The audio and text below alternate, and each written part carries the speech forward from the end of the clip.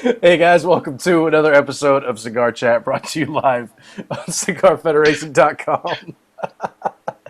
Broadcast around the world, the Armed Forces Radio Network. Thank you for tuning in. Man, this one's going to be tough to get Why are through. you laughing? Well, because like somebody made a noise. Nobody snorted. And then somebody, did you snore? That was like literally right when we went live. Oh, and sorry. I was trying to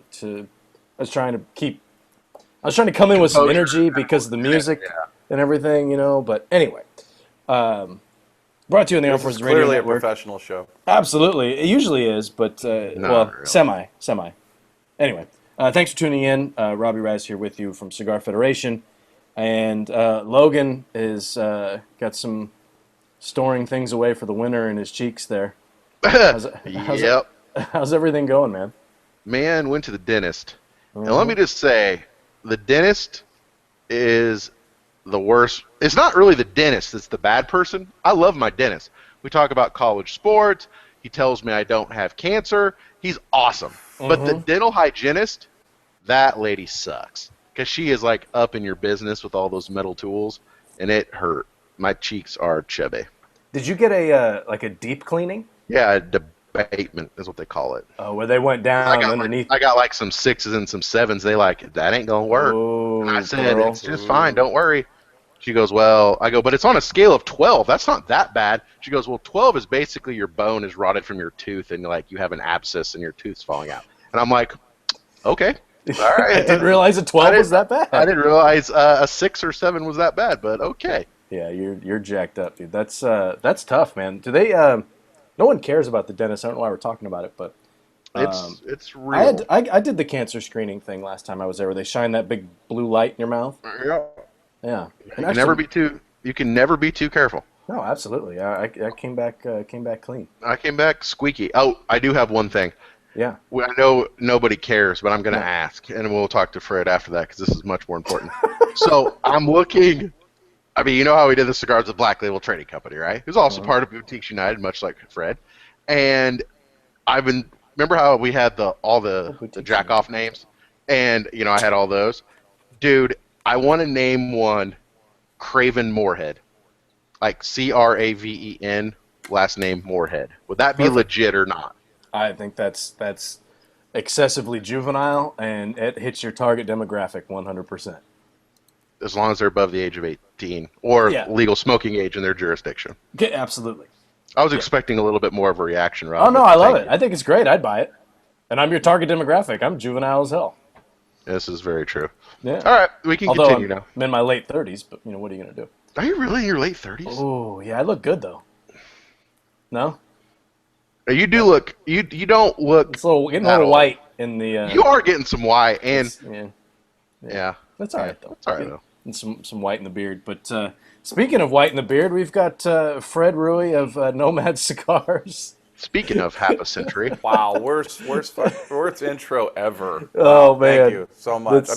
I'm turning 50, so I don't want to hear I'm in my 30s and it sucks. No, I was actually we recently did. I did a review recently, or something happened recently where it caused me to go back and watch our interview from IPCPR, and that interview. You probably don't remember it. Has the worst segue of all time. And I was just... Which one is this? Wait, I do remember something about that. Yeah, we were talking about, I was saying, how do you like New Orleans? And you were saying there's just not enough Gold Bond in the world. And we're talking about Gold Bond, and then I was like, oh, so speaking of Gold Bond, tell us about what's new. Yeah. And it was the worst segue of all time. You gave me a hard time about it. So I figured we'd relive it. Did I tell my Gold Bond story? No. About my fraternity days? I don't And how think so. Gold Bond, when it turns wet, turns to icy hot? Oh, no. No, then you really can't tell the story. Wow. Yeah, I think you've already told too much of the story. Yeah. Actually. Oh, no. I think, It gets really funny. So yeah, we've got Fred Rui of Nomad Cigars. Fred, thanks for hanging out. I actually looked back, and we haven't had you. We've had you involved in a lot of different things on Cigar Federation. You've done member herfs. You've been on all of our shows. You haven't been on Cigar Chat in I think like 2 years. Yeah, I didn't realize it had been that long until we were talking the other day, and I mean, I love doing the show. So I don't know. Yeah, glad to be here. Yeah, we're happy to have you. It struck me as as odd that it's been that long because you're so involved with the site on a regular basis, really. And but you guys are huge now, so I mean, We you are guys big are, time. you guys, Yeah. you're a big deal. You're well, a big deal. you're in the Elite Eight of the it's Elite Eight now, right? Final Four. Oh, you're Well, in it's no, half Elite of Eight. Final Four. Yeah, okay. So I'm in the Final Four. So you've The made other it to contestants are. you've made it to the Final Four. Yes, sir. Okay, so we're still in. You're the first half of the Elite Eight to finish. We're talking I'm about in the first. Yes. we're talking about Cigar March Madness on CigarFederation.com, and the second half of the Elite Eight is voting today, which is we've got the Sobre Mesa going up against the Padron Family Reserve 50 Years, and we've got the Roma Craft Neanderthal going up against the Crown Heads Yellow Rose, which I've never smoked. Once again, not a toughie. But Fred, you're in the Final Four. That's awesome. Yeah, and I'm pretty excited. Pretty excited about that. That was the 8613. Yeah, yeah. Which, when we smoked that one just recently or I smoked it recently on the pairing show. I'm going with the other cigar that you had that was in. That was in Maduro. The Therapy Maduro. Yeah. Therapy Maduro had a rough matchup the first round. I think I can't remember. Yeah, who I it couldn't. was, I wasn't even upset by that. I'm like, well, maybe the other one will have a shot. That was a tough matchup. But you know what? I'm not just. That's just the way it works. It's totally random. I mean, I think I voted for the other guy on the Therapy Maduro. So I mean, it was just. But you were up against Padron or something like that. Yeah, like it was somebody. It was somebody that I'm just like, okay. Well, thanks for letting me in there. Thanks for playing. I was basically like Wells, Nevada College making it or something to the actual March Madness. Who are you? Why are you here? You know what's really interesting is that this is like the fourth year we're doing this. Mm-hmm. Okay, you would not believe. This is just a complete side note. Is that I think a lot of people know what we do. Like in general, like people know Cigar Federation. I cannot tell you how many cigar companies came out of the woodworks that I've never heard of and asked to be in Cigar March Madness after it started. Like who? Give me some examples. I really don't want to name names because it kind of makes them look retarded. Okay, tell me later. I can share with you off air. I want to know. I want to include me on that. I'm curious who it is, but yeah. Yeah, well, that'll be fun. And then Robbie and I were talking about that. Robbie and I were talking about before you got here, though. I mean, it's a cool thing. It's fun. It's half popularity. It's half social media reach. It's half great cigars. So that's three halves right there. So kids, stay in school, learn math. True. No, it's a lot of fun. It's Matt does all the work, so that's a good thing. Big props to you, Matt. Yeah, absolutely. Matt absolutely. You're a good soldier, Matt. He does a great job putting that together. Fred, you actually won the first year. I did. I won the first one, and that's because nobody knew about it. So. And that's when it wasn't on Cigar Federation. Ding dong. That's right. That's right. Oh, really? Where was that? The first year was technically Cigar Craig. Yeah. Okay. And then actually, it had a big pull. I mean, for his first one out, it was pretty popular. So I was kind of surprised. It was kind of a lark. We were in there, and we had won it that year. So to win one year and be in the Final Four another year, I'm pretty happy with that. Cool. So we've only done it 3 years, Logan? This is year 3. This is the year 3. So the first year it was Cigar Craig. No. The winners, the first year on Cigar Federation, it was La Gloria. La Gloria was black or something like that. Last year, and then somehow, which I still demand a recount. There's Hanging Chads was the Bodega, some other piece of junk, and then this year, who knows? Yeah, I don't know. I think it's going to be this year. I think they're going to have to go through Roma Craft. I think. Although I will, Saka is he's pushing for it on Facebook, so we'll see. Yeah. Anyway, so that's not what we're here to talk about. We're here to talk about Nomad cigars. Like I said, smoking the Therapy. I think they're all good cigars. I think all the cigars at the end. I mean, I don't think anybody at the end could go, "Hey, that wasn't a great cigar." I think this year versus some other years that I would agree with that you just kind of raise your eyebrow on. I mean, they're all good smokes. I think anybody that's looking at the final bracket, deciding what to order off Cigar Federation store. See how I did that plug? Yeah, thank you. You really can't go wrong with any of them. Maybe a Final Four sampler or something like that, or Elite 8 sampler would be a good idea. That's not a bad idea, but that takes away the whole authenticity of what we're doing. Because you know what, Fred? We're all about the community on Cigar Federation. We're all about keeping it real. I mean, You know, when it comes to journalistic standards, there's like half wheel, and then we're like right there. Yeah, we're right up there. I'm just saying. And if we could just get somebody to proofread our posts, that would be Well, we great did have someone, but you ran him off. Dude, I did. You and Surgeon ran him off. I did. Well, I think that was probably more Surgeon than me. I'm blaming both y'all. I'll take my share. Okay, 50-50 at least. And I'm pairing, since we had Fred on the pairing show the other day, I'm pairing this Nomad Therapy Maduro with Founders Porter, which is dark, rich, and sexy. And the pairing is working out quite nicely for me today. Nice choice. I'm enjoying it. So we've got a ton of questions. We're going to start scrolling through some of those. We've got some giveaways. And I know we've got some cigars we're giving away. We've got some gear. And I cannot confirm nor deny whether we may have a cutter to give away as well. Hey, quick question. Yeah. On those cutters from Grahamworks, I watched a video of them doing the cutter. Is that really as legit as I think it is, where they're using some kind of high-tech super beam space laser to like engrave? Yeah, is that really how it works? Laser. Yeah, it's actually Superman on his off hours. What it is, and I'll show you a picture of it because I was supposed to have them here today, but they're not here today. So this is actual size. These are giant Zycar cutters. No, I'm just kidding. I did a picture. So the front, I don't know if you can see it. That's the front of it. And the back looks like that. So they're done on both sides. So I came across somebody that had done one, and I didn't even know it was Grahamworks at the time. And so I designed the cutter. And I mean, it even prints. You got to use the metal XI1s from Zycar, but it even prints on the button. You know, the little release button on the Zycar. They'll even laser onto that because it's a metal component. And the video. So if you look on my Facebook. I shared a video because Grahamworks shared a video of him actually doing the Nomad cutters, and the only thing is that he sped it up.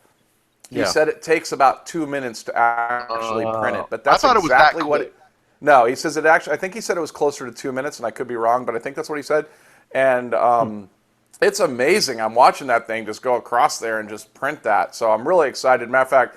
I should have had them today. I'll have them tomorrow. So we're going to give away the very first one on the show. And they're badass. They are really, really cool. I would agree. Yeah, that video is... What do they charge to do something like that? You can have to tell me now, offline, and I'll be glad to share that information with you. I just said it now so I didn't forget. I'm telling you, because the badass eagle would look pretty sweet on one of those. You could put the Sig-Fed eagle on one, and then you could put the Camacho eagle on the other, and they could have a battle off for who owns the trademark. That would actually be pretty. I thought they were extremely reasonable, and you know, I mean, just to get the shout outs to them. I love the guys what they're doing over at Grahamworks. I did the humidors that are kind of like the thermos shaped, where they did them on the side, gave away some of those. So I really like it when you've got somebody that's in the States. They're doing some cool stuff. To support them, and like I said, their fees were more than reasonable, I thought, to do it, and just to bring something unique to the market, just for for the fans, or give away on some shows or something like that. I think it's pretty cool. Cool, very cool. Yeah, that video is pretty sweet, and even if it does take 2 minutes, which 2 minutes when you're talking about printing one of those things, 2 minutes is kind of a long time when you think about it. When you're ordering 1,000 or 10,000 of them or whatever, they're putting in. How many did you think I ordered? I don't know. I have no idea. Did you order? I have no idea. 10,000 cutters? No. I'm guessing like 100. Yeah, 10,000 cutters is a lot. Maybe 500. No, I don't think I would do that many. 250. You still got to buy the cutters. So you still. Oh, it does. Yeah, those XI1s are cheap though, aren't they? No, you're thinking of the XI3s. XI3, yeah. XI3s are nice.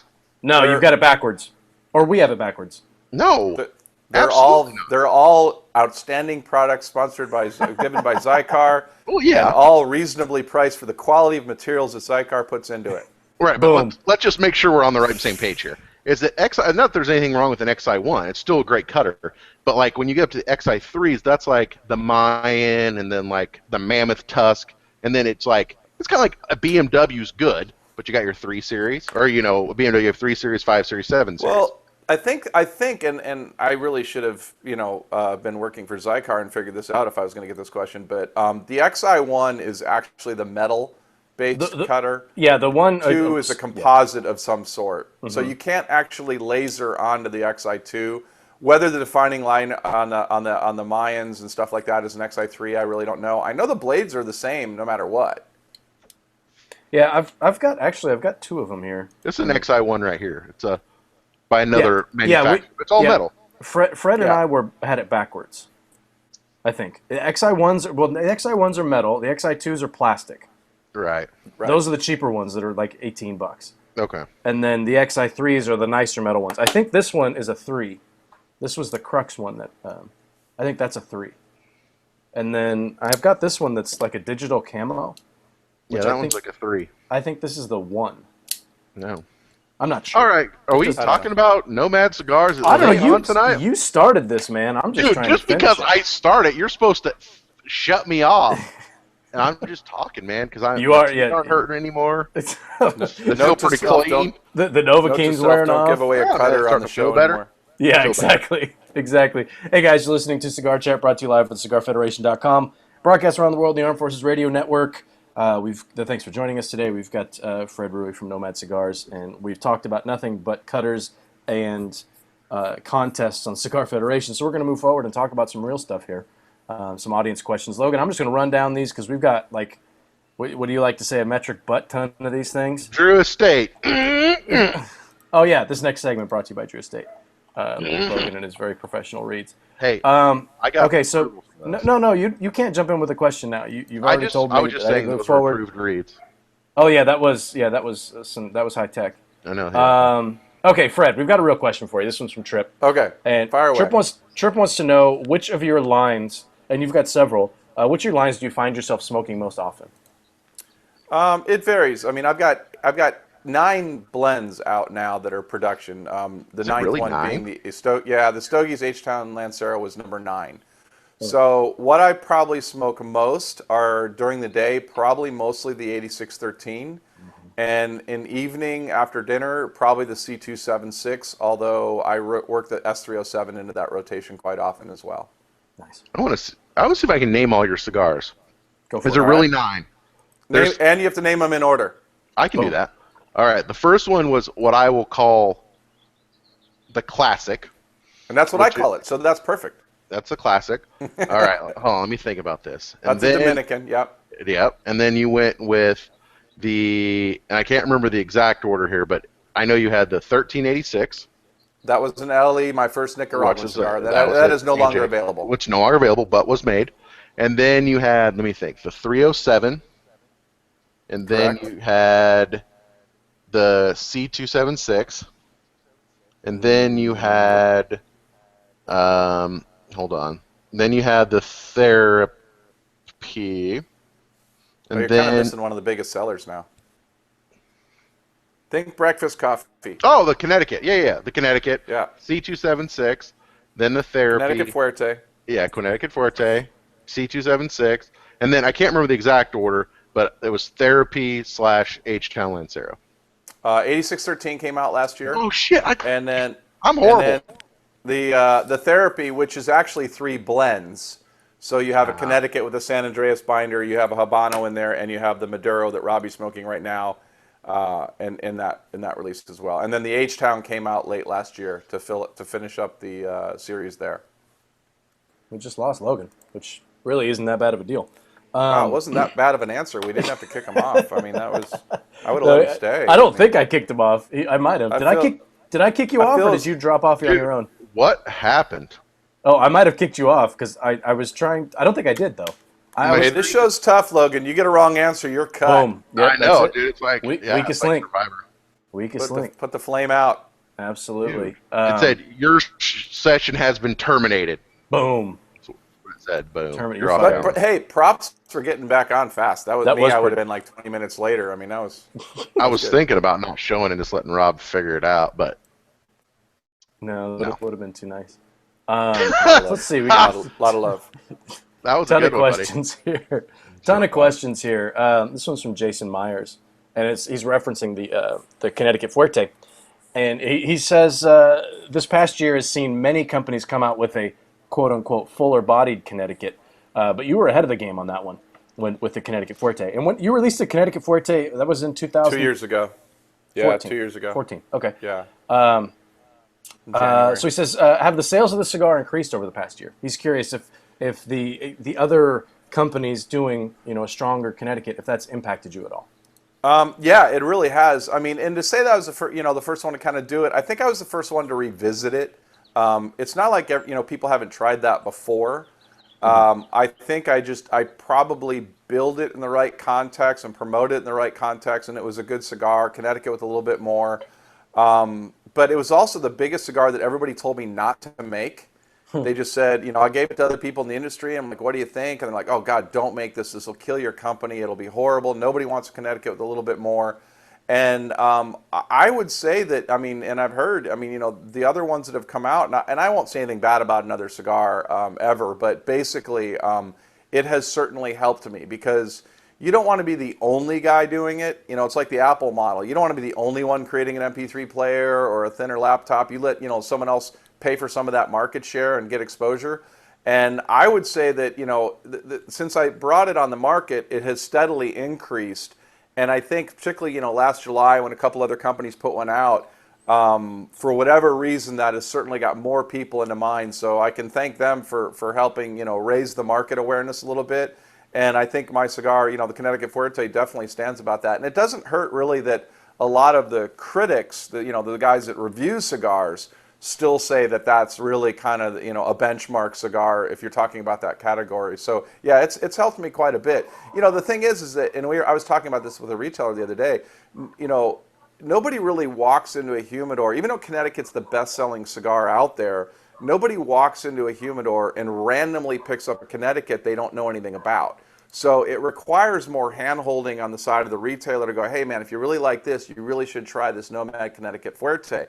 It was number 11 on the consensus list, got great reviews and everything like that. But the guys they're not in tune with that. Your Connecticut smokers aren't as in tune with the overall market ratings, all that other stuff as much as some other smokers are on other blends. So the hurdle was really getting people to try it. And by the rest of the market, big names all of a sudden putting out Connecticut's with a little bit more, that helped me a lot because it really it raised awareness. They're having XYZ Connecticut, and they're like, it was okay. We're like, well, you got to go try the Nomad because he actually came out in January 2012 or 2014 with it, and that's really a lot of go-to cigar, people go to for that category. So yeah, that helped me a lot, and I'm glad. I think it's a great category too. Yeah, it's an interesting category and you're right. I mean, it's people have dabbled in that. I assume for it kind of ebbs and flows with the industry, but of the ones that I've smoked. Yours is it's far and away the best. You haven't smoked. And I'm not just saying. Thank you. Yeah, thank you. You're welcome. It is very good, Connecticut. Yeah, it's compared to the stuff that came out last year, it's far and away better. Which is, and again, I'm not just saying that just because you're here. It's it really takes a Connecticut, and you still get those Connecticut, the stuff you'd expect from a Connecticut, but it's ramped up without running that over. If that's it's crazy hard though. We've talked about it. I think we talked about it 2 years ago. I mean, it's crazy hard to do to take a Connecticut and give a little bit more and not lose. How much can you add that you don't lose the subtleties, the floral notes, everything that make a Connecticut great. And I was, it was a challenge to go back and do a Connecticut in the therapy line and do something different because I'm like, I really thought I had the perfect Connecticut with a little bit more. So to go back and revisit Connecticut again was a little bit tough. Once we kind of played with the San Andreas as a binder in the therapy line, it became a different kind of Connecticut. Not even a Connecticut with a little bit more necessarily, because the San Andreas is fairly sweet in that blend. But yeah, it's crazy hard to make. And I think some people try to. I don't want to say they phoned it in, but everybody's palate's different. Some people like some other ones, but I was surprised when a lot of big guys made runs at it, how many people still came back to mine and said, you know what, I had one of the big guys come to me at the show last year and actually say, look, the only reason you don't have the #1 selling Connecticut in the nation is because nobody knows who the hell you are yet. And I'm like, wow, great, go tell some people. I mean, Well, here's some cards. You can pass them out. yeah, exactly. Just put them in your booth. Put them in your booth, So yeah, I'm really proud of that. And again, I mean, I think that was I didn't listen to everybody. I liked it. I wanted a Connecticut, but I didn't want a bland Connecticut. I wanted some extra flavors, but not lose the subtleties that come along with the Connecticut. I didn't lose the people that wanted a Connecticut with a little bit more. The audience I really got, and I've said it a million times, is that it was the guys that gave up on Connecticut. It's the guys that were smoking medium and fulls and said, you know what, I don't like Connecticut's. There's not enough flavor. And that was the raging audience that I really got out of it. And I'm happy that it worked out. And I'm happy that I stuck to my guns and didn't change the blend, didn't do anything. I thought, screw it. I'm going to put it out. I like it. We'll see if there's an audience. You got me mid-sip there. Yeah, absolutely. And it's obviously worked out. Speaking of blendings, you were talking about your process there a little bit. Question here from Marty Messina. He's curious, where do you draw your inspiration from when you're blending? Well, initially it was just, having to go through and discover new tobaccos. The entire thing with Nomad has been my journey of learning new tobaccos. So when I went to Nicaragua, it's playing with those. The portfolio, I'd say the last 3 blends largely came together because I'm first and foremost a cigar, fan. An aficionado, as someone told me one time, which I thought was a great line. So I smoke other people's cigars, and I get manufacturers every time I do an interview, like, oh, don't say you smoke other people's cigars. You're not supposed to say that. And I'm like, look, there's great cigars out there. So what happens is that, we have different palates now. Our humidors aren't one cigar, one size. There are 12 to 15 different cigars, and what am I in the mood for? So if I find myself going to, because I want a particular profile, and I find myself constantly going to 1 or 2 other people's cigars, then I go, you know what, that's something that's a flavor that's missing in my own portfolio, so that's what I go to do. The 8613 was a perfectly good example about that. That was a rustic style cigar focusing on 3 tobaccos from Nicaragua. I used I didn't use the same 3 that everybody else was playing with. I used Ometepe, which was a little bit more rare, but I wanted that rustic kind of style cigar, medium, that just had some really good flavors to it. So that's kind of how I decide what to blend, what's missing in my portfolio, what flavor profile I want. Is it, I'm on the golf course during the day, I'll usually have a classic or I'll have the Connecticut Fuerte. What fits into there palate-wise. And I approach it all like cooking. I go, okay, well, this is kind of what I'm trying to do. And I start playing with the tobacco to try to get that wheelhouse. It's a little harder now, because I don't want to be the guy with 35 blends out there. So you have to look at, what do you sunset, what do you get rid of. It's easy to go back on the earlier blends because I'm much better now than I was in the beginning. I look back at the way I was in the beginning, and it was like, okay, give me these 3 flavors. But now I'm like getting into, what was the fermentation process, what priming is it, what farm did it come from specifically.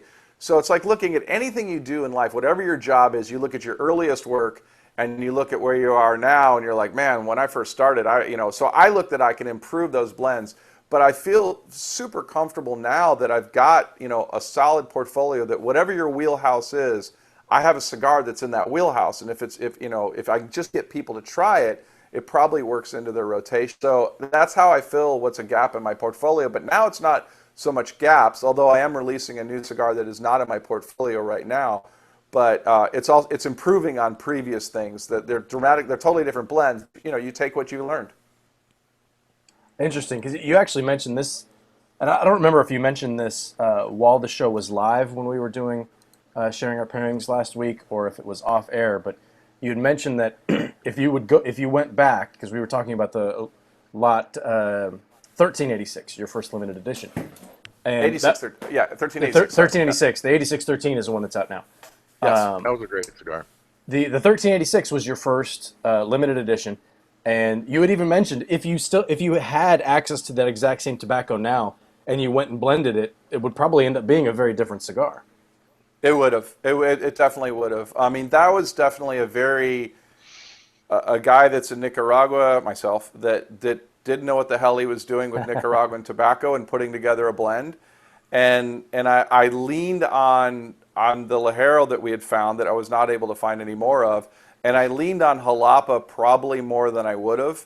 It's an excellent cigar. I love it, but now what I know now, it's almost like I would get in my own way. I don't think I would have put out that same blend. I think I would have got in my own way and made it even more complex. When the beauty of that cigar, and somewhat of the 8613, which is why I just transposed the numbers and named it, is the simplicity of showcasing just a handful of tobaccos, in that case 3, and same thing with 8613. So yeah, I probably would not have blended the same cigar now. I know I wouldn't have. I would have probably added, I would have taken out some jalapa, I probably would have added another tobacco, and it would not have been the same cigar. Would it have been better? I don't know, it just would have been a different cigar. Yeah, I personally, I prefer the 8613 myself. Logan, have you smoked the 8613? I have. Which do you prefer out of the two? 1386. Yeah.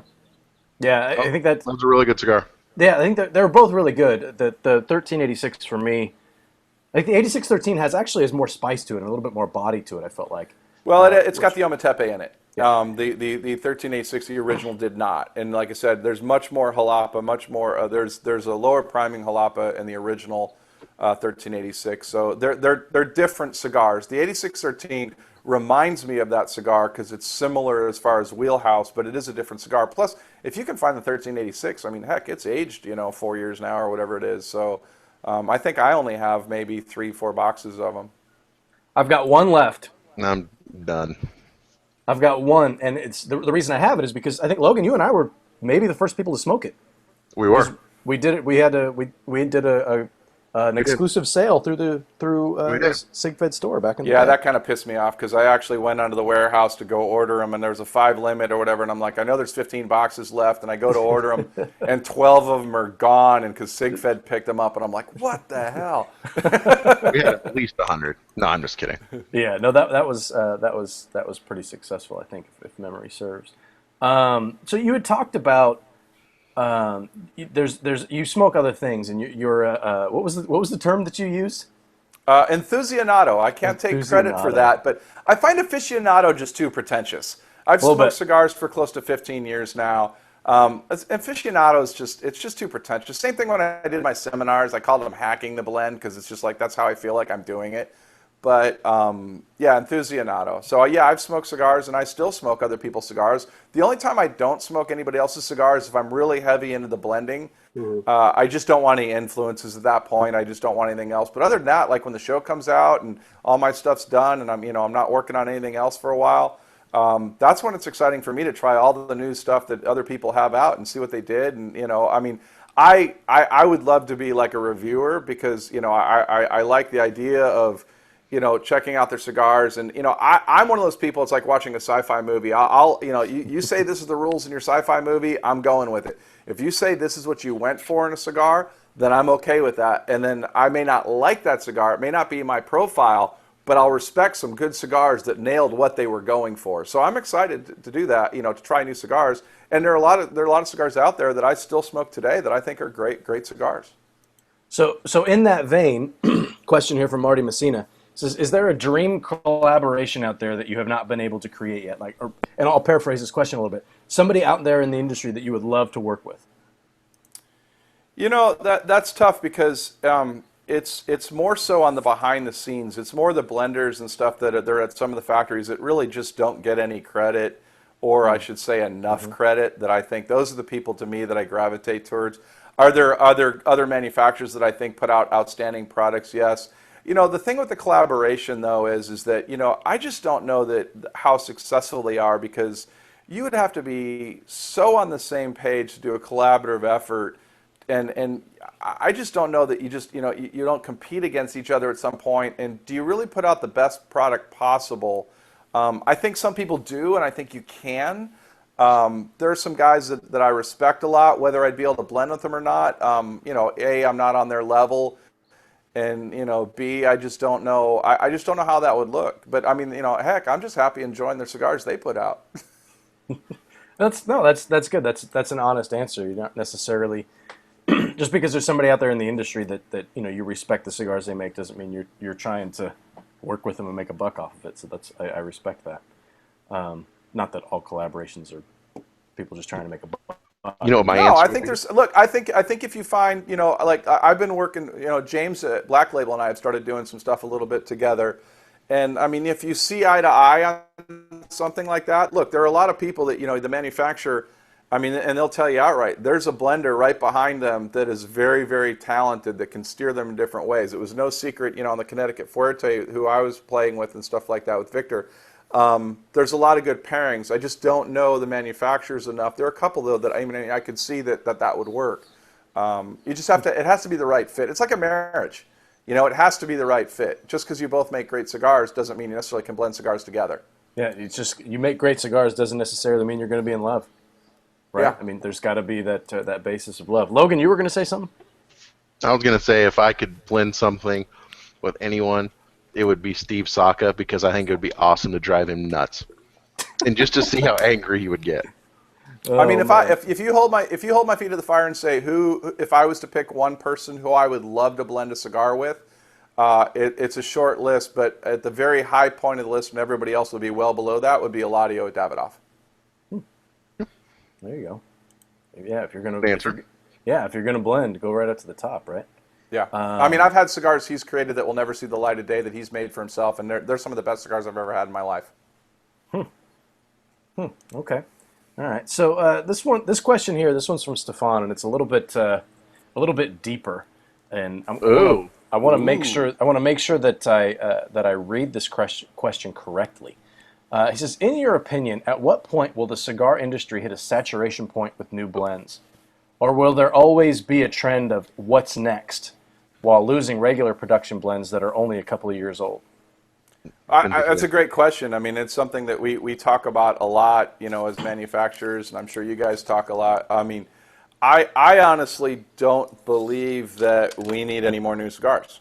And everybody's like, oh my God, you can't say that. But, I look, you guys have known me long enough that I'm going to say whatever my opinion is. But, I mean, basically, there's a lot, there's never been a better time to be a cigar smoker. There's a lot of great cigars out there right now. And if you can't find a cigar that you like, man, I just think there's no hope for you. You're just not getting steered in the right direction. The pressure of what's new is really leaving behind a lot of great cigars. And I think if I made a panel of people way smarter than me, if I took the Eladios of the world and the Sakas of the world and stuff like that, and I created a panel and somebody says, oh, here's a cigar that was released yesterday and there's no cigar like it. Those guys that have smoked, for a long time and say, you know what, try these four. They're pretty damn close. So I don't know. I mean, every once in a while you get somebody that does something truly new. But we're playing with a finite amount of tobacco, and I think marketing comes into play much more than people are willing to admit. I think scarcity, what's new, and the problem with what's new is that the question really should be what's new to you, not what just hit the shelves. What haven't you tried? If you're a medium smoker or a medium plus smoker, you haven't had the S307. That's a box press Sumatra. It's aged. It's a great cigar. You should try it. So I think that, right now, the retailers don't like it because shelf space is full. So if they're going to bring in a new blend, they're either probably pulling out one of your other blends or they have to pull out somebody else's blend. So I think it's very difficult right now. It's also hard to figure out, Saka and I were talking about this in Nicaragua, and I was saying that I think the lifespan of a new production blend right now is about 18 months. That you're going to get the sales, you're going to vamp up, and then you've got whatever plateau you have, and then and I think it's 18 months for someone like me, because when I push it out to 300 stores or whatever I have by the time they get it, it takes me about 18 months. The first year a bunch of them take it, then some on the sidelines, and then they finally bring it in. I think if you're somebody bigger in the market though, that when you release a cigar, everybody takes it immediately. I think you've got 9 months before all of a sudden that number starts dropping down, and everybody's like, "What's new? What's new?" I mean. I've seen guys like Saka and stuff put out a cigar and like, hey, what do you got next? He's like, I just put out this cigar.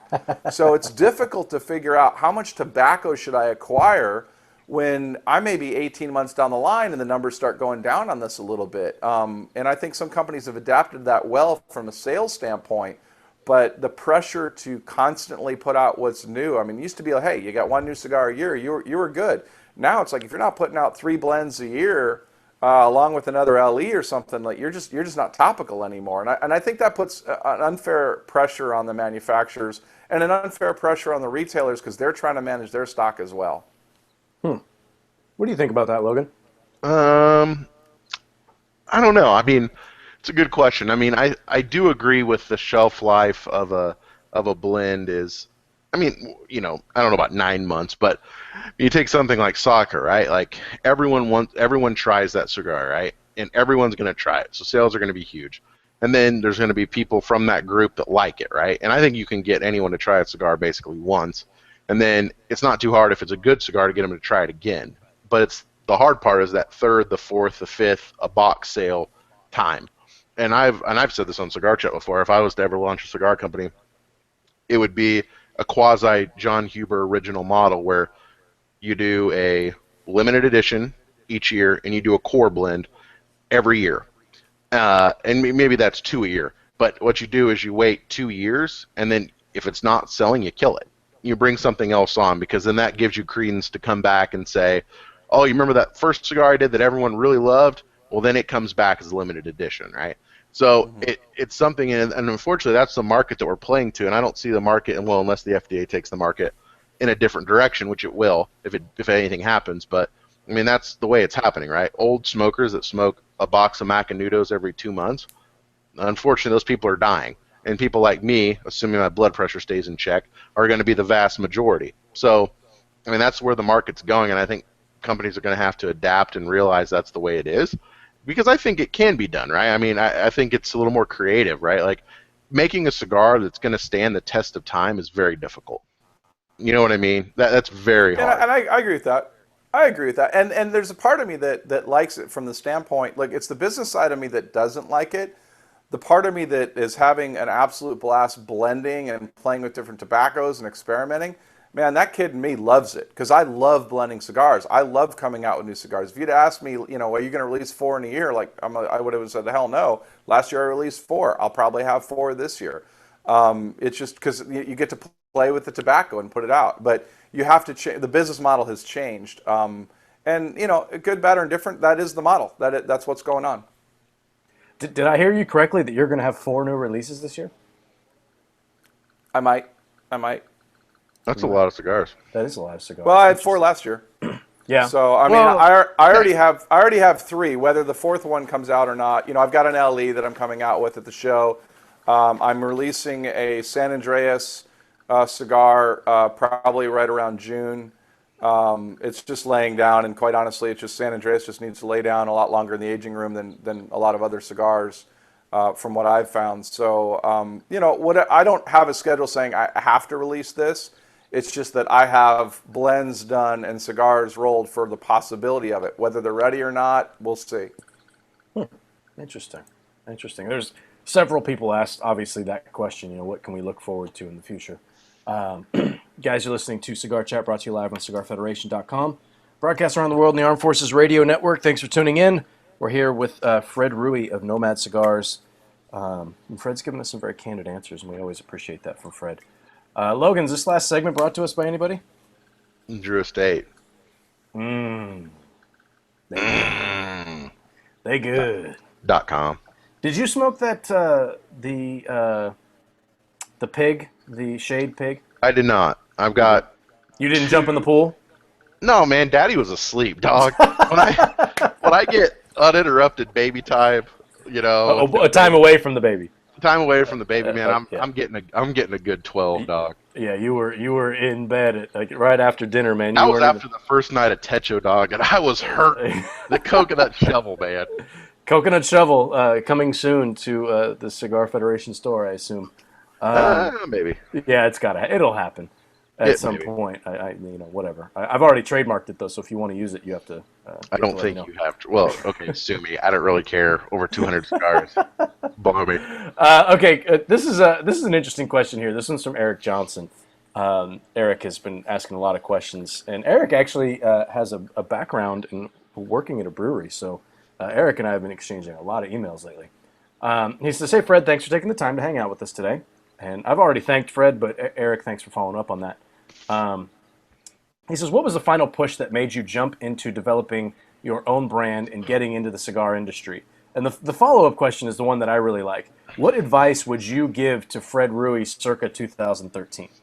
If you could go back and talk to yourself, what advice? More like circa 2011. 11. Well, yeah, it's Wow. Well, yeah. What's the advice that you would give yourself? That's actually the question. We've talked about the other part.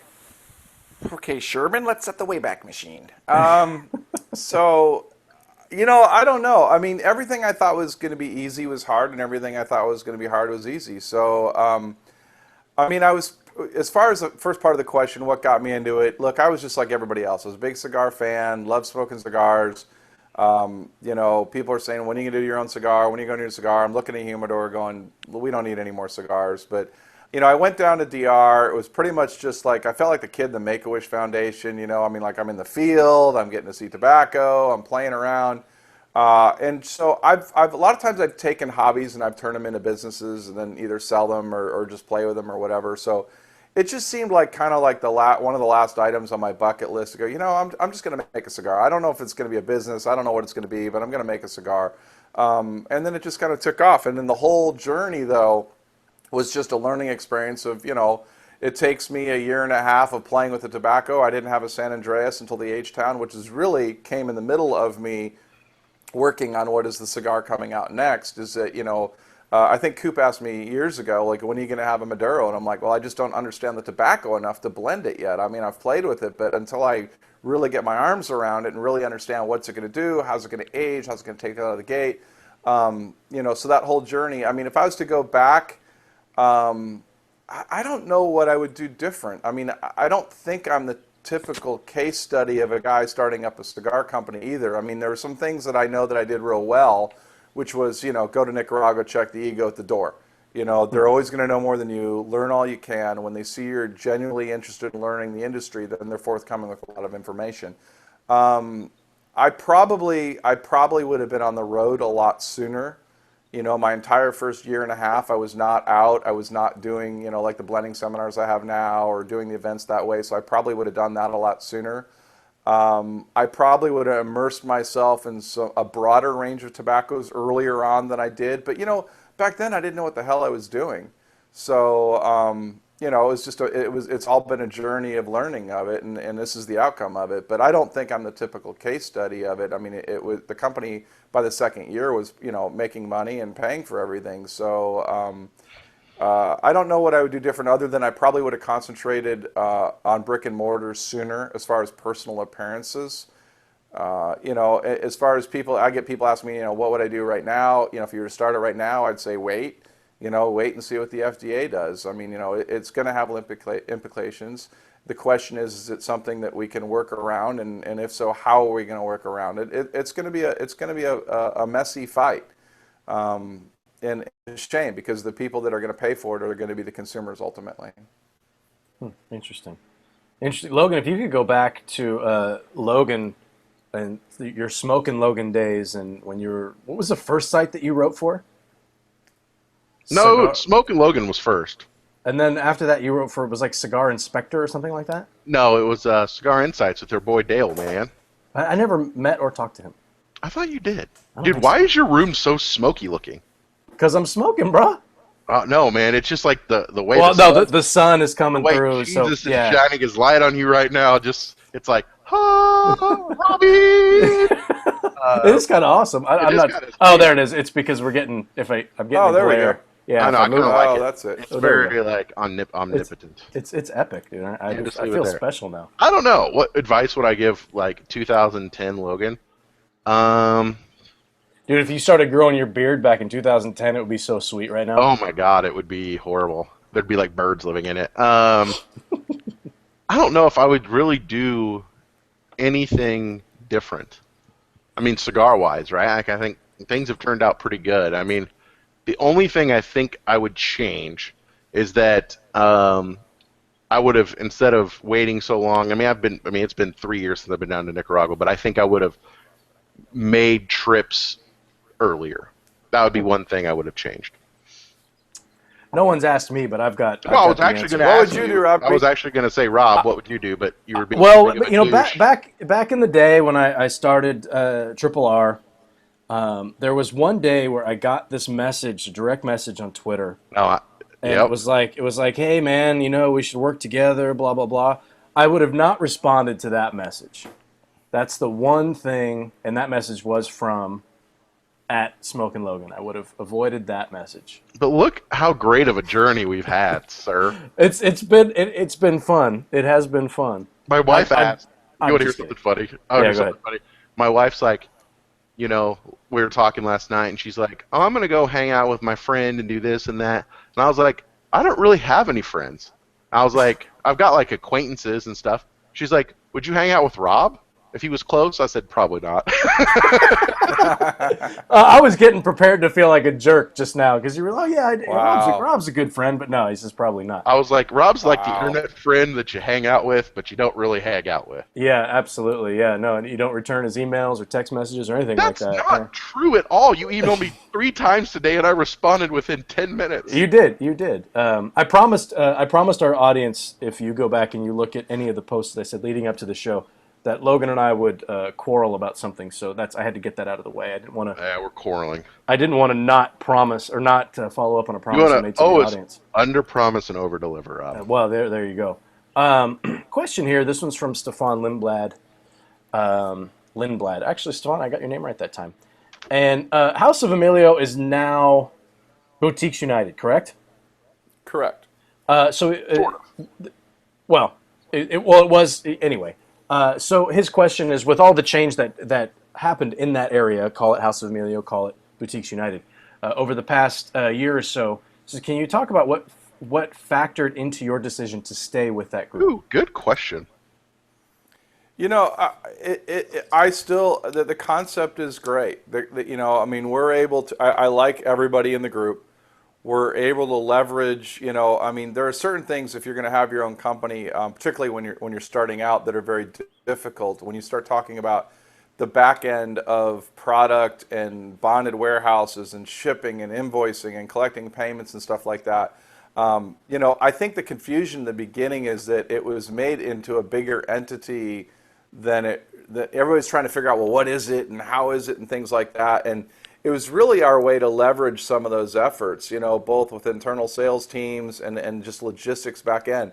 If I had not had that, and that remains true today, by the way, if I had to worry about all that, and I wouldn't be able to go to Nicaragua for 2 months and work solid on blends or go to DR and stuff like that. So to just concentrate on the part of the business that to me is diminishing the back end. I mean, obviously when somebody orders something, that shipment needs to happen and stuff. But if I was myself working with, you know, 5, 6 employees or whatever and coordinating invoicing and hiring someone to do that and hiring someone to do that, that would take time for me from blending cigars, going out, meeting people, engaging on social media, doing the seminars, you know, that kind of thing.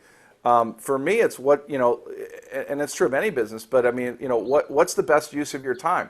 The best use of my time, although, yeah, it is money, you know, creating an invoice and sending it out and collecting a payment, but it's not the best use of my time as far as creating a cigar company and putting out new blends. If I had to do that, I'd be lucky to have half the blends that I ever created right now because I'd be shipping boxes and following up on phone calls or chasing money or whatever it may be. So from that aspect, it's great. I believe in the concept because I believe that all the people that are involved in there are creating great products. And, you know, we recently just brought in Black Label. James has his own factory down in Nicaragua, and I think he's doing some great stuff out of that factory. You know, I don't know that you could ever create that today as far as, you know, we just had a meeting where all of us are in the same room, conference room, smoking cigars, brainstorming ideas. And it also works is that, you know, if I get into a bind on something, you know, like, well, I don't know how to do X, Y, Z or whatever like that, someone in that group has done it because we've all independently run our own companies. We're still responsible 100% for our companies. The distribution company doesn't make a decision on anything to do with our companies, our blends, anything like that. So it's really a back-end infrastructure that works perfect for me that allows me to focus. Could I take it internal? I certainly could. But, you know, I've run the numbers, and for what would be a nominal amount of money probably back in my pocket, to me is far out, you know, exceeded by the convenience of not having the hassle with all that. And that's why I think it's a good model for us and remains to be. Interesting. I like that. It's like you were prepped for that question, but I didn't prep you for it. No, I mean, it's a legitimate question. I mean, it is. I mean, people ask, particularly once you get big enough, people say, well, why are you still there? What do they still bring to the table? But they, like I said, that infrastructure for me to have to watch that on a daily basis and, not be able to work on blends, not be able to be in a shop, smoking cigars, meeting people, that trade-off is not worth bringing everything internal by far. Absolutely. All right, so I've got a question here, and I don't even get it. And it's a silly question, but I kind of want to know the answer. This is from Corey Zerby. And he says, Fred, would you be willing to grow a mullet for the ability to eat as much bacon as you want for the rest of your life without any health repercussions? No. No. I mean, look, I already eat bacon, and whatever the repercussions are, they're going to be. I mean, I have, even before cigars, it's like, live your life without any regrets. Just try and make some good choices, and obviously, I could drop a few pounds and everything else like everybody else can, but yeah, I would not be able to sport the mullet. I'm sorry. No mullet. No. Logan, do you ever have a mullet? I mean, I basically got one right now, man. No, you don't. Well, just because you have long hair doesn't mean it's a mullet. It's long up on top too. Yeah, it's true. Well, it's long in the front. It's long in the back. Yeah, you're just party everywhere. Yeah, you're just. I rocked the hell out of a mullet in like 7th and 8th grade. I could totally. Ooh. Do you have like a school yearbook picture with you as a mullet? Yeah, I'm never to me so I could laugh. I'll never share it yeah. because I want to see that. I want to see negative, because that would turn into like meme central, and I'm not gonna do it. But I had like the legit flat top with the hair in the back. Now keep in mind this was like 1990. I don't know, whatever year. 1990. Was 1990? Was this high school? Junior high. No, where'd you go to junior high? In the Bay Area, California. I went to Juan Crespi Junior High School. Cool. We just got enough info to find it, Logan. There we go. I will guarantee you there is no way that's online anywhere. Well, that was like that challenge is extended, right? Anyway. We know the school, so all we got to do is go get a hold of school, get a hold of a yearbook. I think we can make this happen. Based on the way that school was run when I was there, I doubt that they have any sort of archives or even a website. I bet it was ghetto. It was a little bit, yeah. It was a little bit. So we've got time for one more question, Logan? Yeah, why not? Is that it? It's over already? Yeah, that's the first 58 minutes. I've been saving this question, and this one's from Patrick from Hardly Clerkin here. He says, when and if you retire from the cigar industry, Fred, what do you want your legacy or the legacy of your brand to be? Oh, I'm too small of a guy to really go with that. I mean, I think I guess the only thing would be that, I was a cigar smoker that got to go out and, live the dream of making cigars and have a brand. All I ever wanted was a legit shot. Once I finally decided to really go into it, was to create blends, and it's been an incredibly rewarding experience. And I think for a guy that, a single guy that from Wisconsin, didn't have a pedigree, wasn't born in the tobacco industry, anything like that. I'm proud of what very nominal, tiny mark I've made, as far as getting cigars out there and having people like them. So yeah, I mean, if I can do it, then I think anybody can, as long as you put the time in and put the time in genuinely trying to learn. It's a very diplomatic answer. I like it. Dude, she found. I think Bob Dog's on the. If they found my trail picture, dog. That's awesome. That's great. No, I'm glad that I answered the question. Fred, we're right up against it, so thank you again for hanging out with us. Really do appreciate it. Guys, thanks for tuning in on the Armed Forces Radio Network. As I say every week, you guys are built to do something I'm not built to do. So thank you for putting your safety on the line to keep us safe and fight for our freedoms around the world. We will be back next week. We're coming out on a Monday next week. We've got what is up with this crazy days, man? Hey, baseball season. We've got the boys from Atelier are going to be here. We've got the whole crew, so that's going to be fun. Monday? Yeah, on Monday. So again, guys, you can find us at CigarFederation.com. Thanks again for tuning in. We'll be back next week. Everybody have a great weekend and stay safe.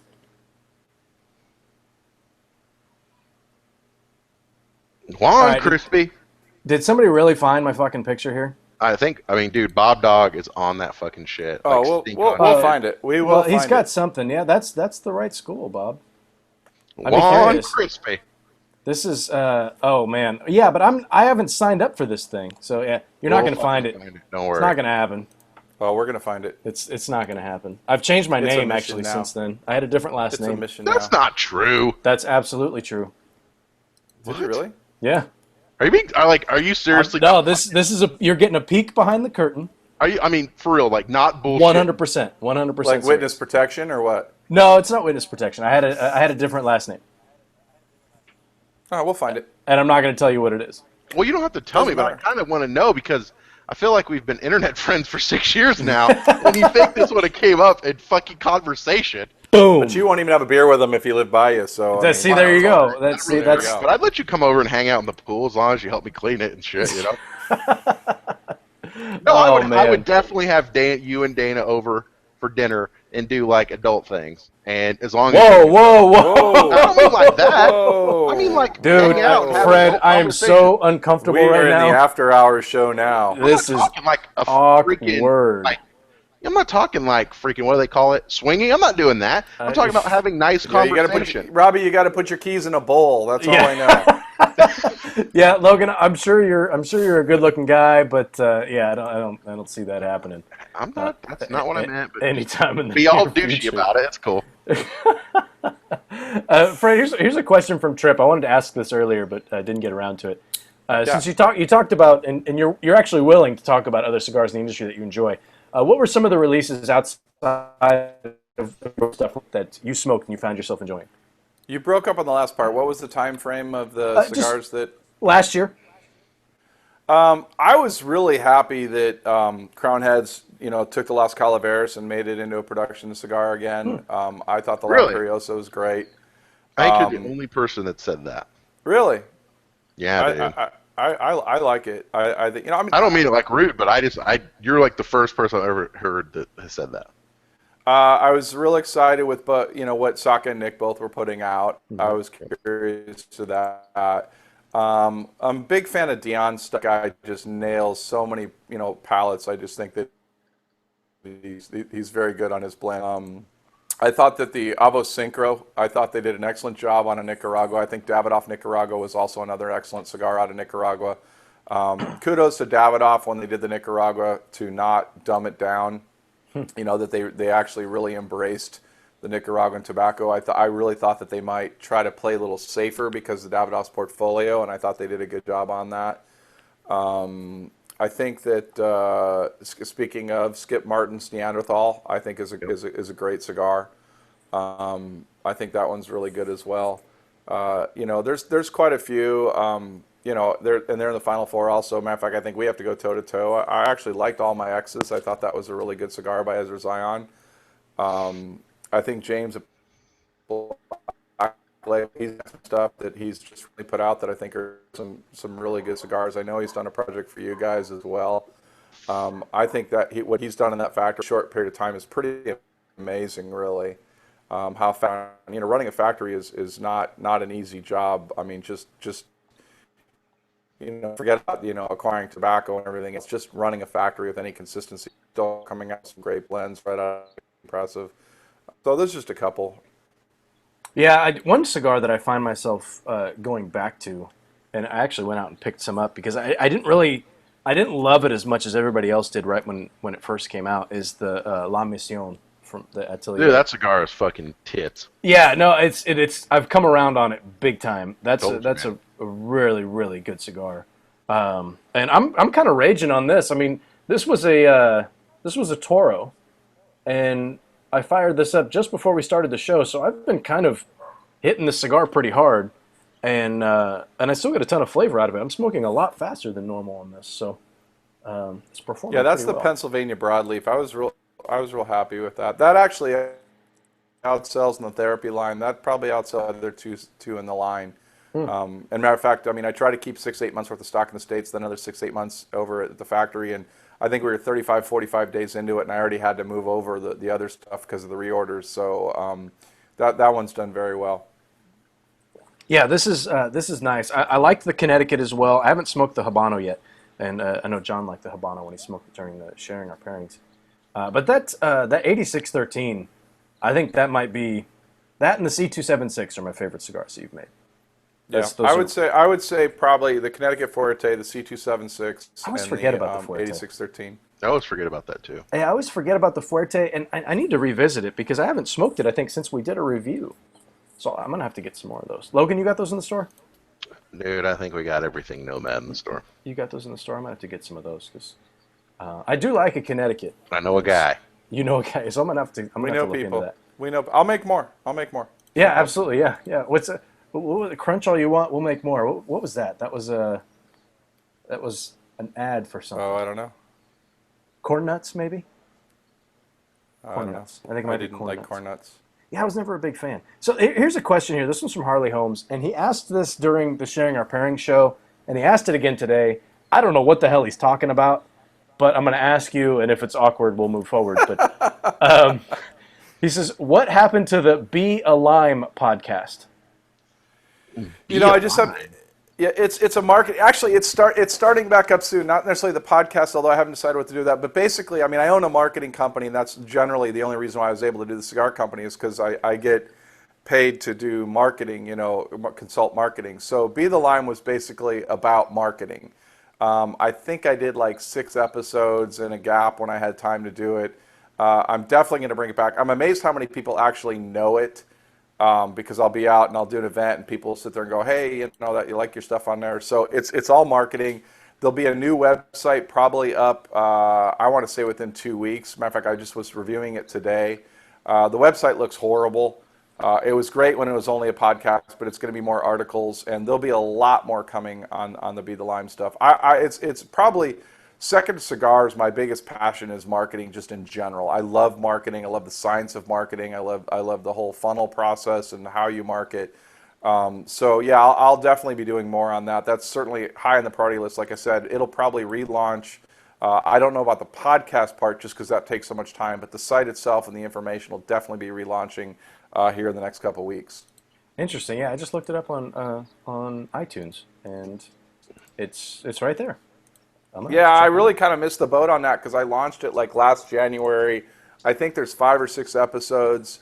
It got attention right out of the gate. Apple actually had it as a featured podcast, like, wow. I mean, for a solid month until I stopped doing more, and they held it up there for about another 2 weeks afterwards. And then they finally took it off the featured list, which as they should, because I wasn't putting out new stuff there. But I mean, a huge response from it. Even now, even since I haven't done anything new, I still got a ton of signups through there, you know, every week that people have had it and they're asking for more information. It's just, you know, a podcast, I thought it would be easy, just, you know, do it. But, you know, there's always that behind the scenes, you know, what are you going to talk about script wise? Yeah. And I'm a very off the cuff person, but that's not a subject that can necessarily go totally off the cuff. You have to have an outline of what you're going to talk about. So I think I created it a little bit more difficult than I needed to, but I'll definitely bring back the site. I love marketing. I really, really love marketing. And we've got some pretty high profile clients, not cigar related. And that's my favorite thing to do. So that's how you that business is what gives you the opportunity to be out in the golf course every morning. What's your handicap? It's an 8, although lately I haven't been playing very well to that because the cigar industry is getting in the way of my golf game. But it's you know, I don't play every day. I play Wednesday morning. I always block off Wednesday morning. I usually play on the weekends. But you know, when I travel, I mean, I was playing really well late last year. I shot like 72, 73, 74. Wow. But then, you know, I went away to Nicaragua for 2 months. Then I'm on the road for 6 weeks. So then I have these huge gaps before I can play, and you just can't maintain your game. But I don't really think about work out there. I go out and I just hit a stupid little white ball, you know, and you know, have a good time. So it's very relaxing for me. So when you say your handicap is an 8, what does that mean? 8 over par. That means on a given course, I'm expected to shoot 8 over what par is. Oh, okay. Which is typically 72, Rob. Yeah. Well, no, so I know that. I know that. I'm just making sure. No, I know that. I should shoot 78 to 82, somewhere in there. Sometimes you do better, sometimes you do worse. But as far as the scheme of golfers go, it's a pretty decent handicap, and that's about as good as I'm ever going to be. I mean, I'm fighting my body the whole time. The fact that I can do that is even amazing. So I'd be sitting. My handicap would be about 28, Logan. What about you? I mean, I haven't played in a really long time, but when I did back in college, when, you know, in my frat daddy days where I played every day and made the pledges carry the clubs, I was pretty much a bogey golfer. So I was about 18. That's good. Which was, I mean, was respectable, right? But, like, I haven't played in years. Yeah, I haven't. I mean, most guys, if they go out, I mean, forget about the guys that are members of clubs that are out every day. Most guys go out, you're not going to break 100 if you're truly counting every shot and doing everything. You're just not going to. Yeah. That's usually I would sit like in. I haven't played in like a year. I went out and bought new clubs, and I played 2 or 3 times, and that's it. I haven't played on them since. So I'm gonna have to do that pretty soon. But yeah, I would sit around like 97. Usually it's 97, 98. That's not bad. You have to play to get better. I mean, you have to. I mean, they say you got to be playing at least 3 times a week or whatever like that, and I just haven't done that. I actually got better when I finally stopped caring. I used to play like 6 days a week. We lived on a golf course. I'd go out every morning, and a year later I was hardly playing, and I just went out and decided to have fun. And my handicap got a lot lower because you get over that stress of just trying to get better and better, and the pressure you put on yourself is ridiculous. It's a stupid game. I mean, you're hitting a 2-inch ball into a 4-inch cup using a stick, and someone decided in 400 yards you should only be allowed to touch the ball, 4 times. So that's the beauty. It's a weird game. But you hit that one just amazing. You got to go around a tree and you hook it around a tree and put it on the green, and it's that go home happy shot. Yeah. My problem, I would usually be bogey-ish, maybe double bogey, and then I get the one hole where I have a blow-up hole. Yeah, where I just completely shit the bed, and it's like, oh god. And then usually the 10-cup hole. Yeah, and then the hole after that's never any good. But then you need that one shot that gets you back into it. Anyway, that's one thing that, and Logan, you might have had that in college, is playing match play is really good because it teaches you to leave the bad hole behind you. Because you're playing, every hole is a point. So basically, when you have a blow-up hole, the other guy won the hole, but the next hole is a brand new hole, and that helps you a lot in the game to leave your bad shots behind. And I'm at the point now that if I start out bad, I just mentally think, okay, I got a lot of good holes coming then, so that helps me a little bit. But part of the thing was just I had to go out and have fun. I'm not going to be a scratch golfer. I just know I'm not, but I can have some good rounds if I just go out there and have a good time. Nice. I've actually got some Cigar Federation golf balls. Really? Oh, nice. I threw a little logo on there.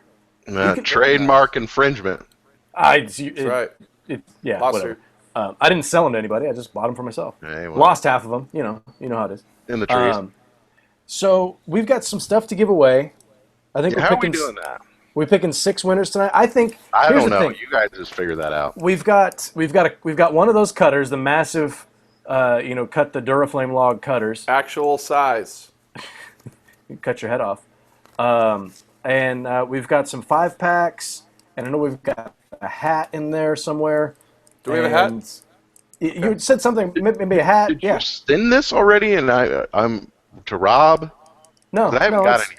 Well, he doesn't have the cutters yet. Oh, I don't have the cutter, so I didn't. The cutter. Okay, wait a minute. In my defense, I found out I was on the show like 3 days ago. Yeah, so, absolutely. Come on. No, yeah. I got a flask overnight.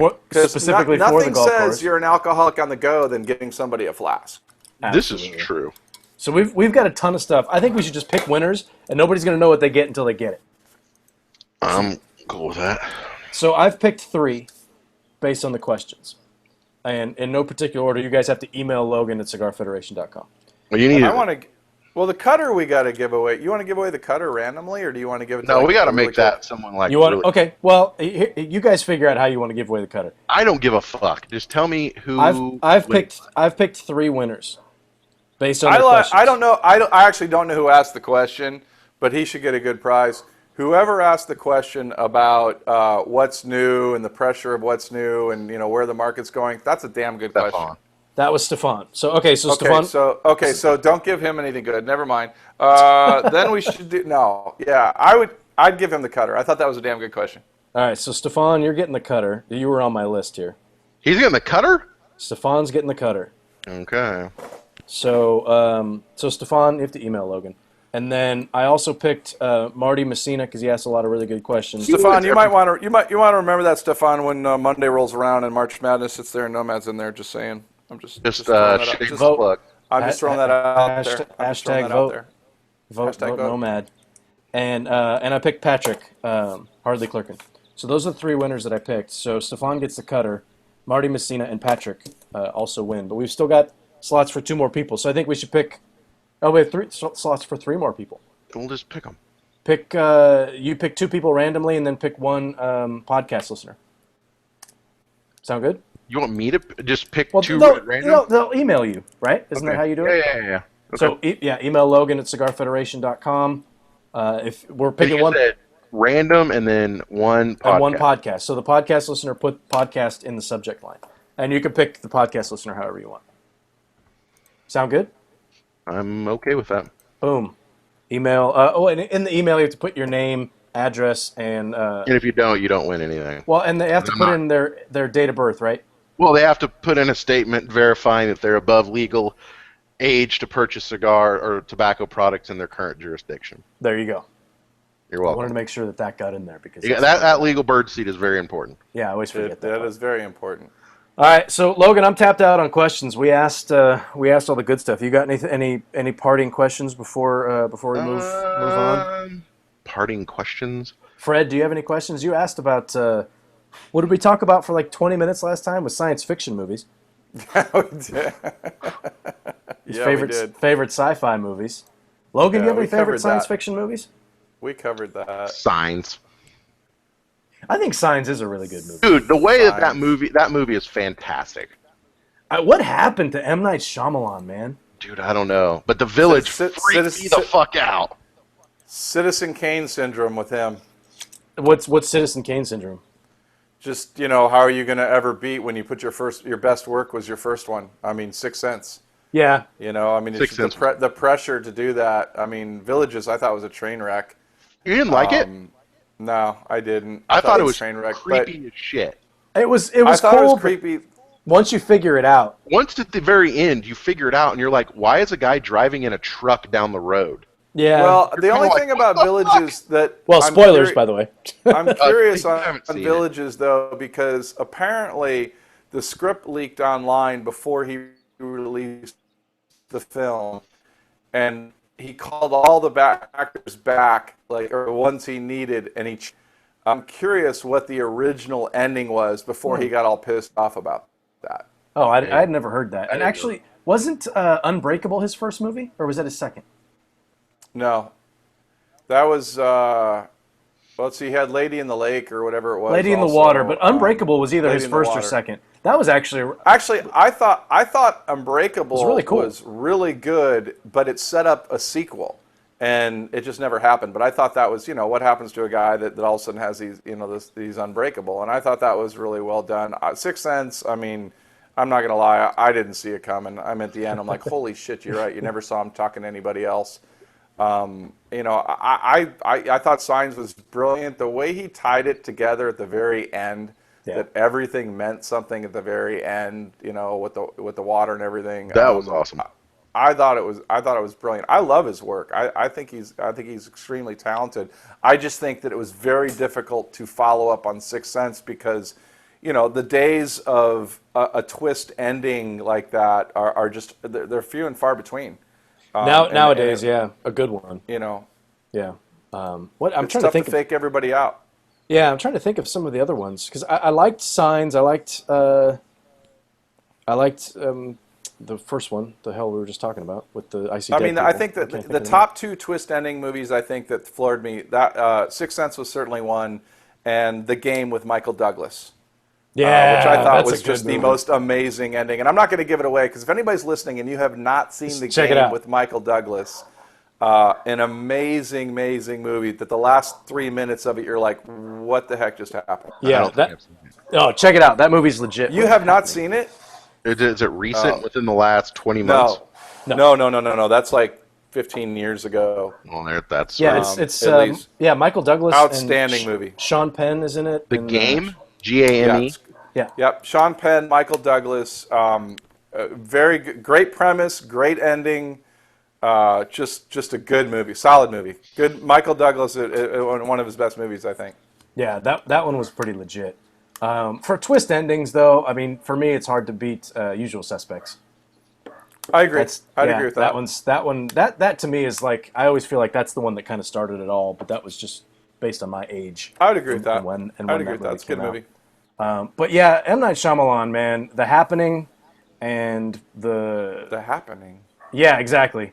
And with Mark Wahlberg It's kind of it's ironic that it was called The Happening because nothing actually happened. I don't even remember that Yeah, one. don't even bother. It's bad. And then he did Lady in the Water. That wasn't any good. And there was another. Oh, the one with the Last Airbender. Come on, that was crap Dude, too. that was garbage. Oh, it was so I bad. don't even think I saw that. I don't even think I saw the last You're Airbender. you're a better man for having not watched it. Those were just horrible. Dude And had the one tattoos on his head. he just did the one with the grandparents that try to kill the grandkids or the visit or something that it's called. I don't know. Anyway, we I can haven't move seen that forward. one. It's like every time Allie's parents come into town, they try to kill me. It's understandable. They were here this weekend or last weekend. But you made it through. CIA Jerry decided not to kill me. You thwarted their attempts. His CIA Jedi mind tricks. Nice. Does he hook you up to a lie detector? No, but he. Have you ever watched pornographic videos? I would say yeah. I don't lie to him because he knows. That's creepy. Dude. No, seriously. Like, I mean, he's not like a lie detector, but he is like the fucker, you know?